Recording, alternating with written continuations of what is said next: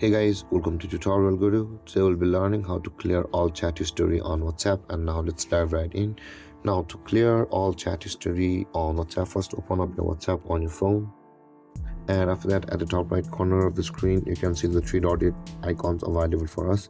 Tap on that three dotted icon, tap on settings, and over here on this option you can see there is the chats option available for us just below the avatar. Tap on chats, and over here scroll down until you can see the chat history option available for us. Tap on chat history. Now to clear all chat history on WhatsApp, you can see the clear all chats option available for us just below the archive all chats.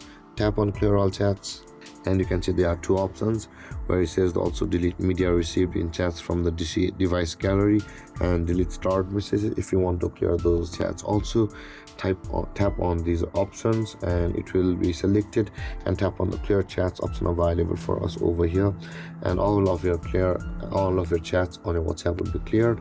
And there guys, this is how to clear all chat on WhatsApp. And if you have any confusions or questions regarding the topic, feel free to comment in the comment section below, and don't forget to like, subscribe, and hit that bell icon for more videos.